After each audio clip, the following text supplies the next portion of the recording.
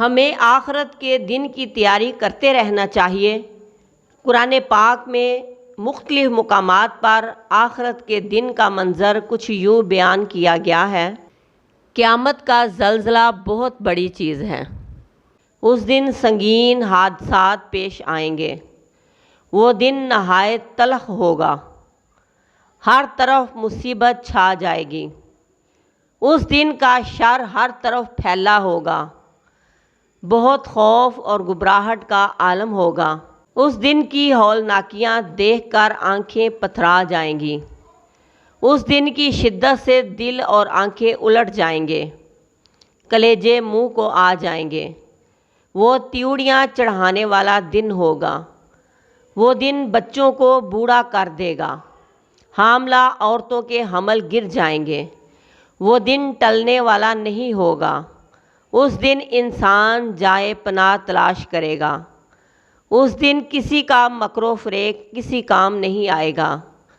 اس دن کوئی عہدہ اور منصب کام نہ آئے گا۔ اس دن کوئی رشتہ کام نہ آئے گا۔ اس دن دنیا کی ہر چیز فنا ہو جائے گی۔ آسمان لرزے گا۔ آسمان پھٹ جائے گا۔ آسمان پھٹ کر سرخ چمڑے کی طرح گلابی ہو جائے گا۔ آسمان پگھلے ہوئے تانبے کی طرح ہو جائے گا۔ سورج لپیٹ دیا جائے گا۔ چاند گہنا جائے گا۔ ستارے بے نور ہو کر بکھر جائیں گے۔ زمین زور سے ہلائی جائے گی۔ زمین اور پہاڑ لرزنے لگیں گے۔ زمین اپنے اندر کا سب کچھ باہر نکال پھینکے گی۔ زمین پھیلا کر برابر کر دی جائے گی۔ پہاڑ غبار بنا دیے جائیں گے۔ سمندر بھڑک اٹھیں گے۔ سمندر پھاڑ دیے جائیں گے۔ اس دن سور پھونکا جائے گا۔ سور کی آواز ایک ہولناک چیخ کی طرح ہوگی۔ سور کی آواز کانوں کو بہرا کر دے گی۔ سب لوگ قبروں سے اٹھ کھڑے ہوں گے۔ لوگ فوج در فوج جمع ہوں گے۔ لوگوں پر شدید گھبراہٹ طاری ہوگی۔